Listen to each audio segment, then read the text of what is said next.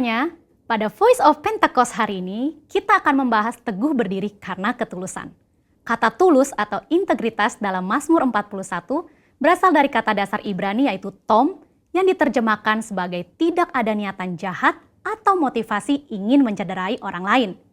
Secara manusia, kita menganggap wajar kalau kita dapat membalas orang-orang yang menyakiti atau mengkhianati hati kita. Bahkan Raja Daud dengan segala kelebihannya pun mencurahkan isi hatinya dengan memohon belas kasihan dan meminta Tuhan membelanya. Daud merasa layak memberikan hukuman dan membalas orang-orang yang memusuhinya. Namun Tuhan menjawab doa Daud dengan cara yang berbeda. Dalam Mazmur 41 ayat 13 berkata, "Tetapi engkau menopang aku karena ketulusanku. Engkau membuat aku tegak di hadapanmu untuk selama-lamanya." Kata ketulusan dalam English Standard Version adalah integrity, di mana kata tersebut mengandung arti Tuhan menopang Daud sehingga dapat teguh karena ketulusan atau integritas Daud. Tuhan meneguhkan Daud bukan untuk membalas dendam kepada musuh-musuhnya, melainkan ketulusan hati Daud untuk mengasihi musuh-musuhnya. Pengertian dalam ayat ini merupakan titik balik Daud. Daud menyadari bahwa pertolongan, kekuatan, dan perkenanan Tuhan datang karena ketulusan atau integritas Daud di mata Tuhan, bukan karena nafsu untuk melakukan pembalasan. Selain Daud, ada tokoh-tokoh di Alkitab yang berjalan atau hidup dalam integritas dan mendapatkan pertolongan Tuhan. Mari kita bahas. Yang pertama, Yusuf. Yusuf adalah orang muda yang mempertahankan integritasnya.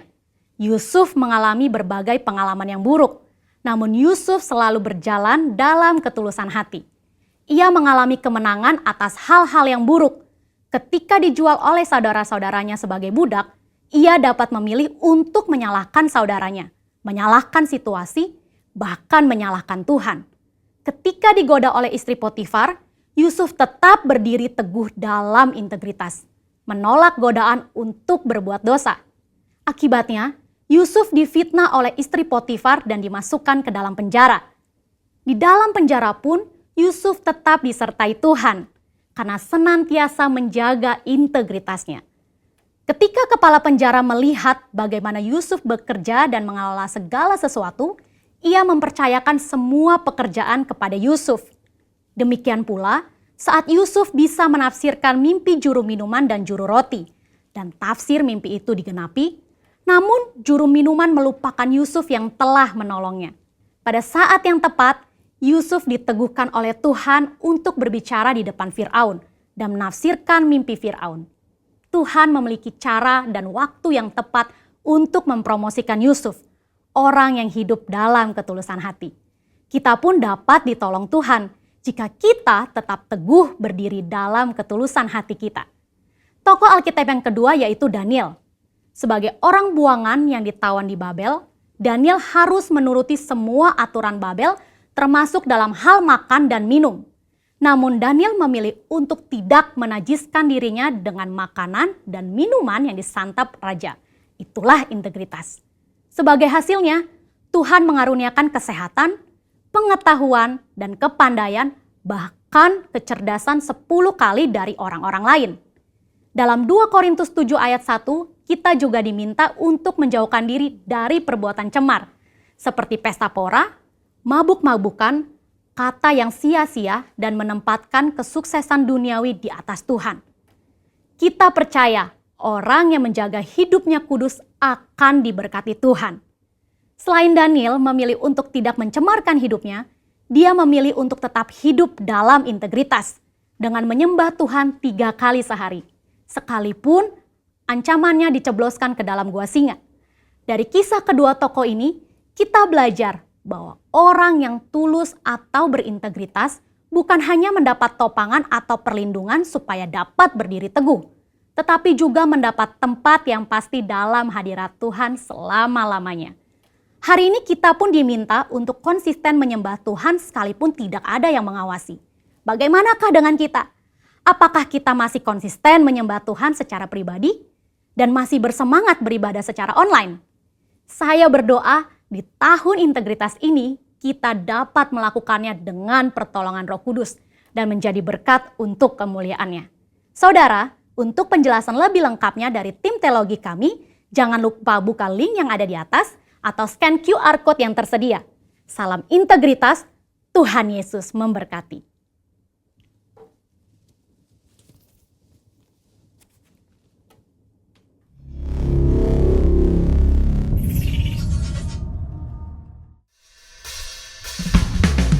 Shalom GBI Sukawarna, kita akan sama-sama merayakan kebaikan Tuhan hari ini.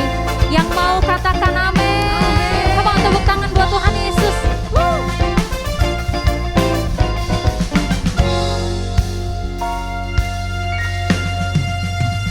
Ku tahu Allah turut bekerja di dalam segala perkara untuk mendatangkan kebaikan bagi yang mengasihi Dia. Amin.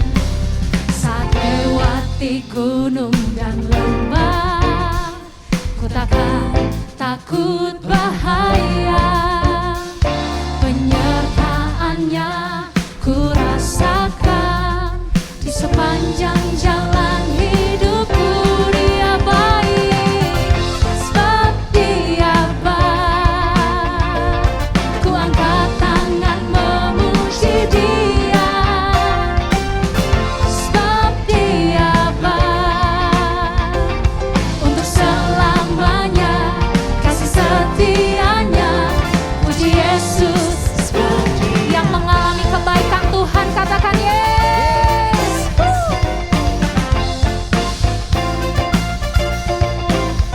Ini iman kami Tuhan Yesus. Ku tahu Allah turut bekerja, yes, di dalam segala perkara untuk mendatangkan kebaikan bagi saya dan saudara. Amin. Saat lewati gunung dan lembah, ku takkan takut bahaya. Penyertaannya ku rasakan di sepanjang jalan hidupku. Kau baik Tuhan, sebab Dia baik. Ku angkat tangan memuji Dia, sebab Dia baik. Untuk selamanya kasih setianya, puji Yesus. Katakan sebab Dia baik, sebab Dia baik. Kami angkat tangan kami Tuhan, kami memuji Engkau yang baik, sebab Dia baik. Untuk selamanya kasih setianya, puji Yesus. Sebab Dia baik, sebab Dia baik. Mari nyatakan Bapak Ibu Saudara, sebab Dia baik, sebab Dia baik. Yeah, yeah. Angkat jempol saudara, katakan sebab Dia baik. Ku angkat tangan memuji Dia. Amin Tuhan. Sebab Dia baik. Untuk selama-lamanya, kasih setianya. Sekali lagi sama-sama nyatakan, sebab Dia baik. Yes. Ku angkat tangan memuji Dia, sebab Dia baik. Untuk selamanya kasih setianya, puji Yesus. Sebab Dia baik, kasih setianya, puji Yesus. Mari bersama dari rumah ke rumah katakan untuk selamanya, untuk selamanya kasih setianya, puji Yesus. Sebab Dia baik. Tuhan Yesus baik, dulu sekarang sampai selama-lamanya. Yang percaya katakan amin. Yang percaya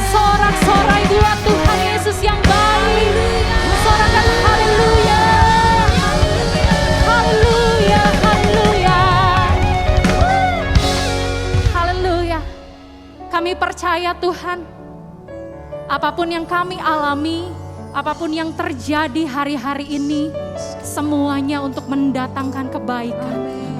Bahkan kami percaya semuanya untuk menyatakan hanya satu Tuhan yang besar, Tuhan yang hidup, Tuhan yang layak disembah, yaitu Tuhan Yesus. Tuhan Yesus namanya. Mari sembah Dia. Haleluya. Kami mau nyatakan kebesaran-Mu Tuhan. Kami mau nyatakan kebaikan-Mu Tuhan. Buat semua yang terjadi untuk mendatangkan kebaikan bagi kami yang mengasihi-Mu.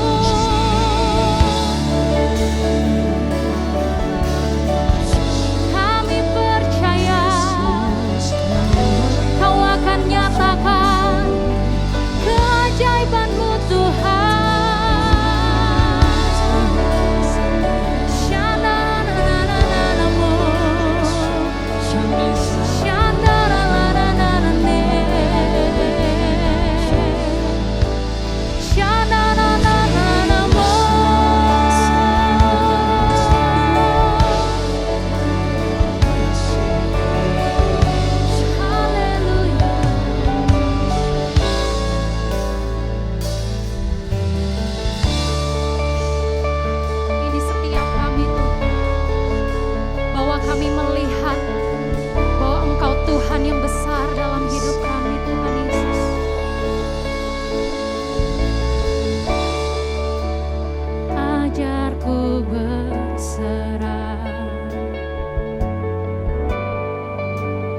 Kuasai mataku,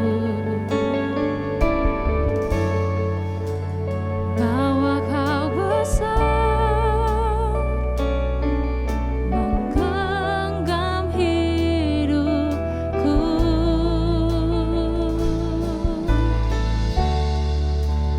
Walau ku berjalan di lembah yang gelap, tenang jiwaku, sebab Kau besertaku.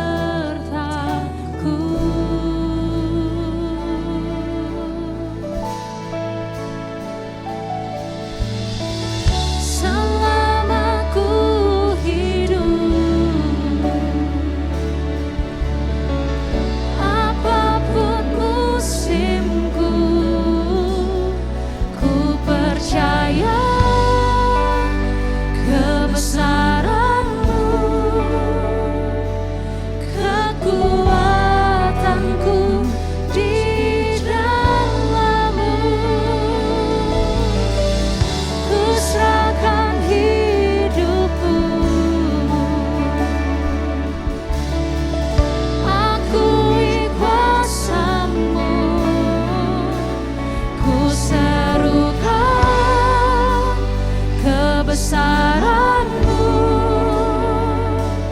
Masa depanku terjaga di tangan-Mu.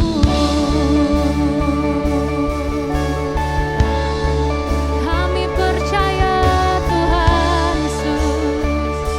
Mari katakan, walau ku berjalan dengan iman, walau ku berjalan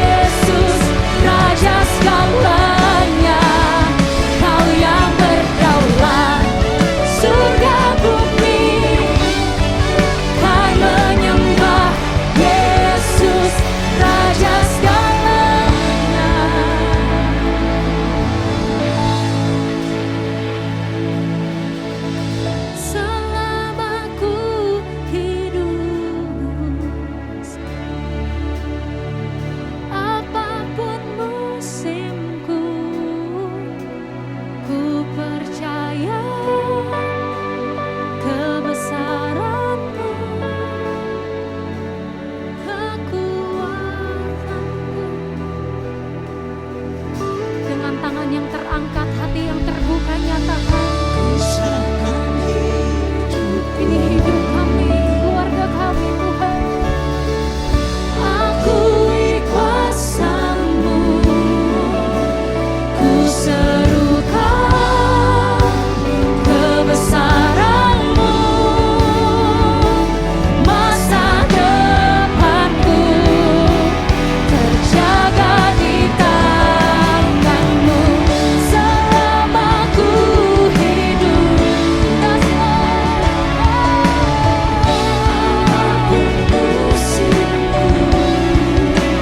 Ku percaya kebesaran-Mu, kekuatanku di dalam-Mu. Ku serahkan hidupku, amin Tuhan. Akui kuasa-Mu, ku serukan kebesaran-Mu,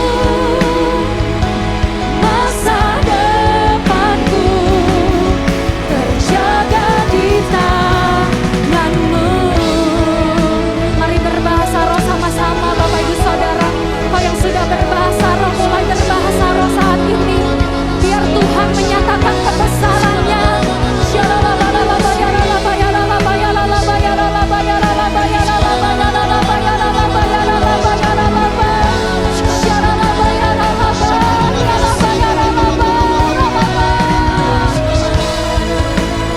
Kami mau akui kuasa Tuhan saat ini. Itu terjadi buat kami, terjadi buat keluarga kami. Mari terus sembah Dia.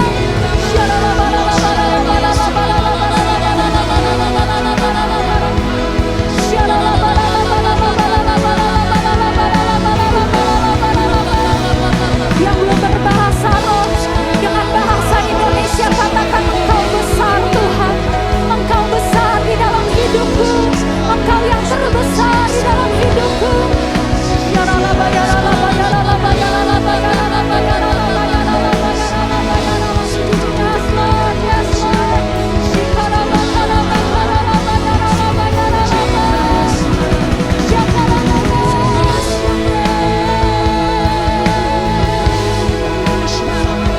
Kuasa-Mu nyata buat kami saat ini Tuhan.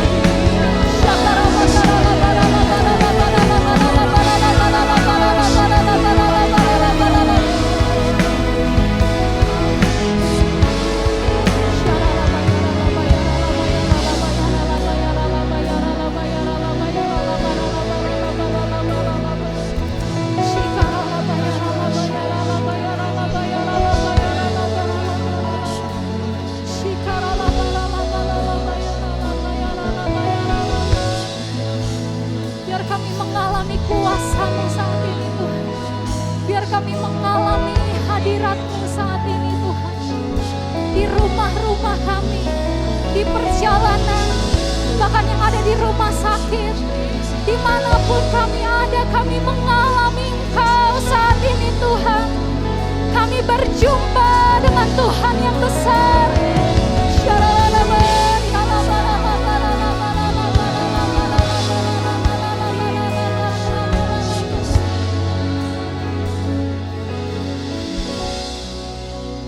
Ku puji ya Allahku, ku sembah oh Tuhanku, ku tinggikan Kau Yesus, sujud menyembah sepanjang. Ku puji ya Allahku, ku sembah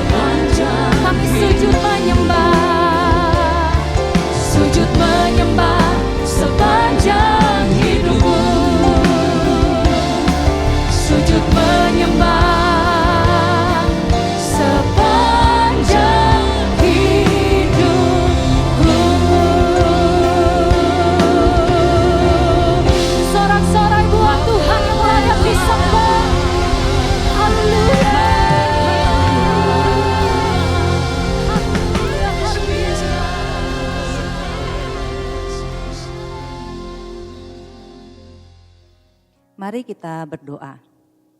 Tuhan Yesus, kami mengucap syukur untuk hari ini kami bisa kembali beribadah walaupun secara online. Tuhan, kami membawa para jemaat-Mu yang berada di wadah GBI Sukawarna melalui setiap apa yang Tuhan izinkan di hari-hari ini. Kami percaya kami semua para jemaat-Mu akan semakin mempunyai iman yang bertumbuh dan pengenalan yang semakin dalam kepada Engkau. Bahwa kami semakin percaya Engkau adalah Allah yang tidak pernah sekali-kali meninggalkan kami, membiarkan setiap kami. Tuhan, jawaban yang daripada Engkau adalah jawaban yang tepat pada waktunya untuk setiap pergumulan yang dialami oleh para jemaat-Mu, untuk yang sedang bergumul di masalah kesehatan, masalah ekonomi maupun masalah keluarga. Tuhan Yesus yang turun tangan untuk memberikan pertolongan. Pada saat ini juga kami membawa para pemimpin rohani kami untuk Gembala Sidang, Bapak Pendeta Niko Nyotora Harjo dan juga ketiga wakilnya yang ada di Rayon 2, Bapak Pendeta Joni Lumanto, Bapak Pendeta Karta Laksana Kamarga dan juga Bapak Pendeta Daniel Arif, biar kekuatan dan kesehatan yang daripadamu ada selalu diperbaharui untuk para hamba-hambamu bisa membawa para jemaat yang digembalakan untuk menjadi pribadi yang berintegritas di masa pencurahan Roh Kudus di akhir zaman ini. Tuhan Yesus, kami pun meminta belas kasihan-Mu untuk Indonesia, bangsa dan negara yang kami cintai ini. Biar belas kasihan Tuhan turun atas bangsa ini. Roh yang takut akan Tuhan, pengenalan akan Tuhan, pertobatan terjadi untuk bangsa ini. Kami memberkati Presiden Joko Widodo dan juga Bapak Wakil Presiden Maruf Amin. Biar ada kesatuan hati berserta seluruh jajaran di 34 provinsi pemerintahan yang ada dari pusat sampai ke daerah. Biar ada pemulihan, semua yang direncanakan untuk memulihkan di bidang kesehatan dan juga bidang ekonomi. Itu semuanya bisa berlangsung dan bisa terjadi dengan baik di Indonesia karena Tuhan Yesus turun campur tangan. Sebentar kami akan mendengarkan firman Tuhan.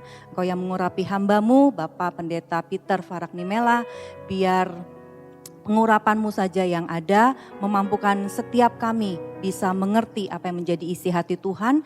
Kami mempunyai telinga dan hati seorang murid sehingga kami bisa bersukacita melakukan firman Tuhan yang sudah kami dengarkan hari ini.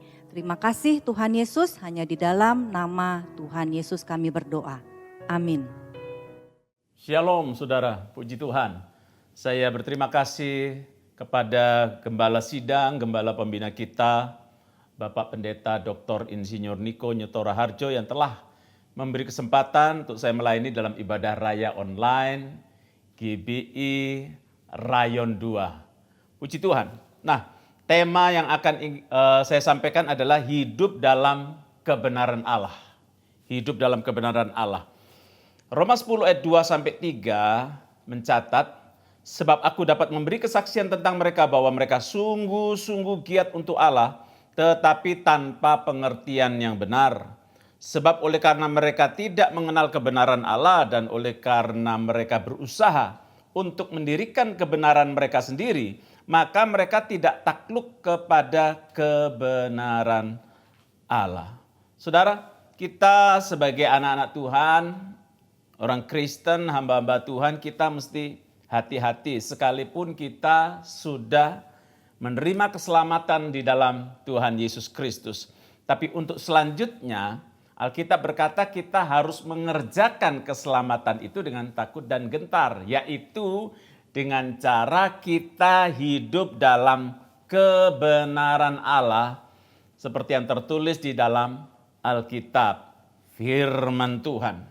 Nah, saudara, dikatakan bahwa bangsa Israel waktu dulu itu mereka tuh giat untuk Allah, ya, tapi tanpa pengertian yang benar. Mereka yang melayani, khususnya mereka itu umat Tuhan ini biasa berpuasa 2 kali seminggu dan sebagainya. Ya, tapi dikatakan bahwa ternyata karena tanpa pengertian yang benar, mereka berusaha mendirikan kebenaran mereka sendiri. Akibatnya mereka tidak takluk kepada kebenaran Allah. Saudara, kalau kita gak hati-hati, kita pikir kita udah benar. Kita pakai standar kebenaran yang bukan Alkitab, tapi diri sendiri. Atau dunia, ukurannya kebenaran mayoritas. Ternyata tidak demikian. Belum tentu suara terbanyak itu betul menurut Alkitab. Yang betul adalah kebenaran dari Allah. Kebenaran adalah kebenaran. Ya, jadi tidak bisa dicampur adukkan, dikompromikan, dalam arti ya yang benar itu kalau semua orang, mayoritas orang senang, happy, mengakuinya, dan sebagainya. Saudara, mari saya mau mengajak kita melalui tema hidup dalam kebenaran Allah ini supaya kita sungguh-sungguh hidup di dalam kebenaran yang sudah ditulis di dalam Alkitab. Kita melakukannya, bukan hanya membaca dan merenungkan, tapi kita melakukan kebenaran Allah. Dan Tuhan Yesus berkata, kalau kita hidup dalam kebenaran Allah, kita akan mengetahui kebenaran, maksudnya, itu kita akan dimerdekakan. Orang yang hidup benar, dia justru bukan orang yang stres, tertekan. Gara-gara, wah harus lakukan ini, gak boleh gitu. Oh bukan, orang yang hidup dalam kebenaran justru dia bersyukur bahwa dengan dia mengetahui kebenaran, dia dimerdekakan. Dari apa? Dari kesesatan, dari tekanan, dari cara hidup yang salah yang bisa membawa kehancuran bahkan kebinasaan. Nah, mari saya mau sampaikan ada 3 hal yang dimaksud dengan hidup dalam kebenaran Allah. Paling tidak ada 3 hal. 1, Tuhan mau saudara dan saya hidup dalam kebenaran Allah itu artinya kita tidak hidup menjadi serupa dengan dunia. Kita tidak menjadi serupa dengan dunia. Ya, hidup kita pasti beda. Tidak sama dengan orang-orang dunia yang belum mengenal kebenaran Allah di dalam Tuhan Yesus Kristus. Ya. Roma 12 ayat yang kedua katakan, janganlah kamu menjadi serupa dengan dunia ini, tetapi berubahlah oleh pembaruan budimu, sehingga kamu dapat membedakan manakah kehendak Allah, apa yang baik, yang berkenan kepada Allah, dan yang sempurna. Saudara, ini akal budi kita, pola pikir kita, atau yang disebut paradigma, itu harus berubah. Sehingga kita bisa membedakan manakah kehendak Allah, ada yang baik, ada yang berkenan, dan juga ada yang sempurna. Tuhan mau saudara dan saya menjadi sempurna.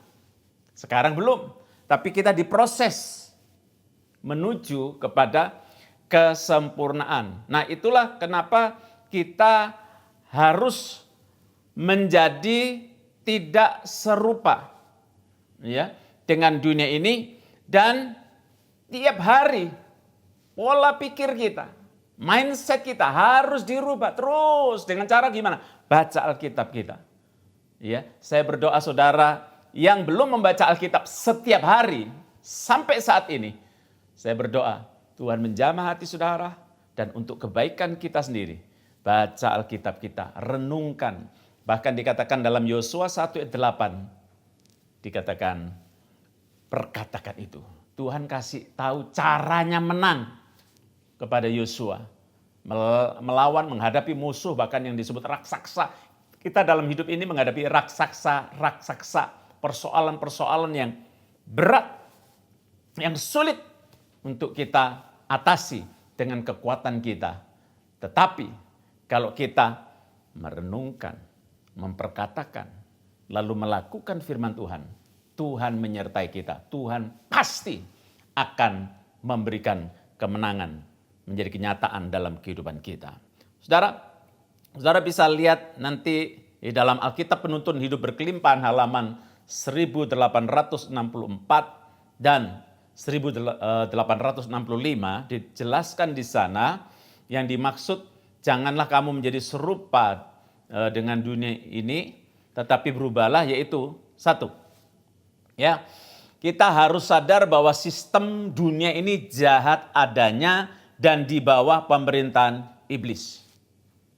Ya, jadi kita perlu belajar. Banyak orang Kristen sulit membedakan ini yang mana yang dari Tuhan, yang mana sebetulnya dari dunia yang dikatakan di bawah pemerintahan iblis, di bawah pengaruh, under control.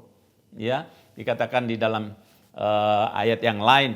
Nah, saudara, jadi kita harus bisa membedakan ini. Yang kedua, kita harus bersikap tegas terhadap segala cara yang berlaku dan populer dari roh dunia sambil memberitakan kebenaran kekal dan standar kebenaran firman Allah demi Kristus. Nah, orang Kristen harus tegas, saudara, ya, untuk tidak hanya mengikuti yang populer. Kita jadi anak-anak Tuhan bukan mengejar popularitas. Ya, soal nama kita masyhur seperti Abraham, Tuhan berjanji namamu akan masyhur. Tapi itu bukan tujuan Abraham, itu bukan tujuan hidup kita. Tujuan hidup kita menyenangkan hati Tuhan, hidup berkenan, hidup dalam kebenaran Allah. Yang ketiga, kita harus membenci kejahatan, mengasihi yang benar, dan menolak untuk berserah pada aneka macam keduniawian di sekitar gereja. Seperti keserakahan, mementingkan diri, pemikiran humanistik, siasat-siasat politik, iri hati, kebencian, banyak sekali saudara, dendam, kecemaran, bahasa yang tidak senonoh, ya, bahasa yang nggak sopan, nggak patut, hiburan duniawi, saudara mesti hati-hati, ya, hiburan baik itu lewat televisi dan sebagainya, saudara, ada hiburan-hiburan yang sebetulnya itu sangat tidak baik untuk kehidupan kita, bahkan bisa merusak kalau kita tidak pandai-pandai memilah, ya, baik itu melihat lewat YouTube contohnya, lewat platform yang ada. Kita mesti hati-hati di era di mana era digital, banyak hoax, banyak hal-hal yang belum tentu semuanya benar, belum tentu semuanya baik. Saudara, saya berdoa kiranya hikmat Tuhan menuntun kita. Lalu apalagi pakaian yang tidak sopan. Banyak orang berpikir, ini kan pakaian saya sendiri, saya beli sendiri.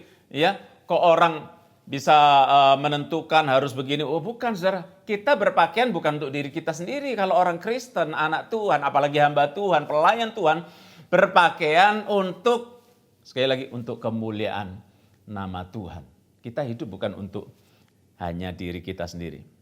Lalu apalagi? Kedursilaan, narkotika, minuman keras, dan persekutuan dengan orang duniawi. Yang keempat, ya, ini dari Alkitab, sekali lagi saya ulangi, ini dari Alkitab Penuntun Hidup Berkelimpahan. Yang gampangnya Alkitabnya orang-orang insan Pentakosta. Pikiran kita, dikatakan yang keempat, pikiran kita harus diselaraskan dengan cara Allah, dengan membaca seperti yang saya sampaikan tadi, serta merenungkan firman-Nya. Rencana dan cita-cita kita, ya, saya ulangi, rencana dan cita-cita kita harus ditentukan oleh kebenaran sorgawi dan abadi, bukan oleh zaman yang jahat, sekuler, dan sementara. Kan ada mungkin saudara dengar orang berkata, kita harus mengikuti zaman, gereja harus ikuti zaman. Nanti dulu saudara, ngikuti zamannya ini harus dikaji lagi, tetap tidak keluar dari standar kerajaan Allah. Kebenaran Allah yang jelas-jelas tertulis dalam Alkitab firman Tuhan. Maka saya selalu suka katakan back to the Bible. Ukurannya bukan karena orang itu hebat, karena dia pintar, karena dia pengetahuan teologinya bagus, ya, karena dia sering mendapat penglihatan, karena dia melakukan, Tuhan pakai dia melakukan banyak mujizat. Ukurannya bukan itu. Semua itu perlu, ya. Semua yang saya sebutkan tadi itu perlu, tapi itu bukan patokan. Patokannya adalah kembali kepada kebenaran Allah yang telah ditulis melalui ilham Roh Kudus di dalam Alkitab.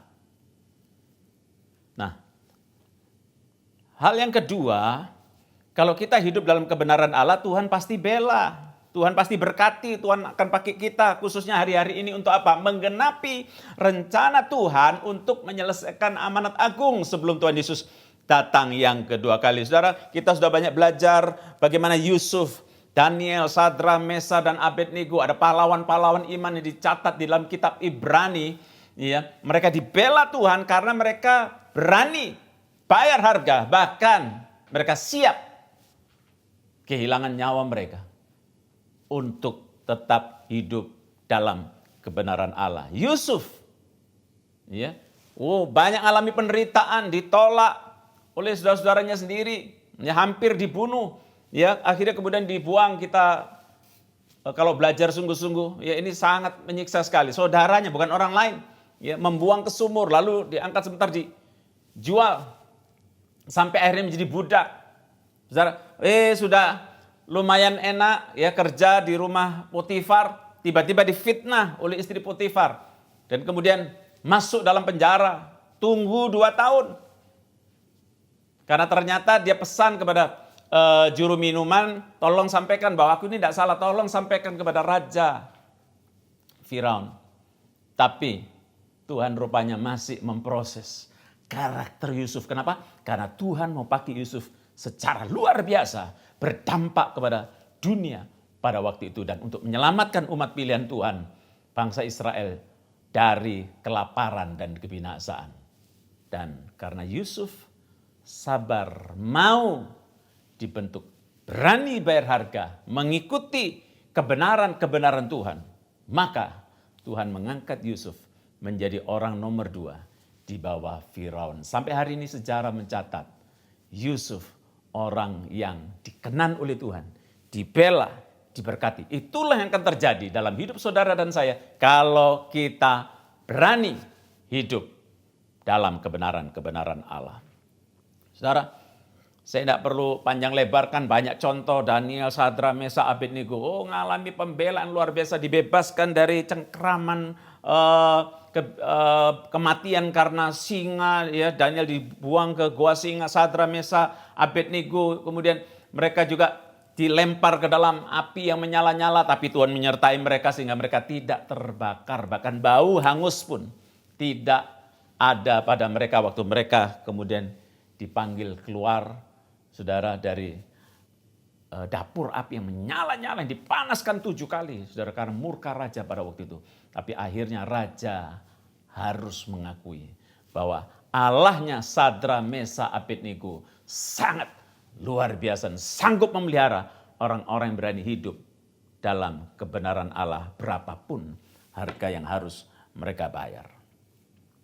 Saudara, saya mau akhiri dengan yang ketiga ini. Kalau kita hidup dalam kebenaran Allah, maka kita akan memiliki gaya hidup yang penuh ucapan syukur. Apapun situasi yang kita alami, meski secara akal itu bukan hal yang mudah. Ya, hidup dalam kebenaran Allah memiliki gaya hidup yang penuh ucapan syukur. Rasul Paulus dan Silas dalam Kisah Rasul 16 ayat 22 sampai 26 dikatakan juga orang banyak bangkit menentang mereka, lalu pembesar-pembesar kota itu menyuruh mengoyakkan pakaian dari tubuh mereka dan mendera mereka. Setelah mereka berkali-kali didera, mereka dilemparkan ke dalam penjara. Kepala penjara diperintahkan untuk menjaga mereka dengan sungguh-sungguh. Sesuai dengan perintah itu, kepala penjara memasukkan mereka ke ruang penjara yang paling tengah dan membelenggu kaki mereka dalam pasungan yang kuat.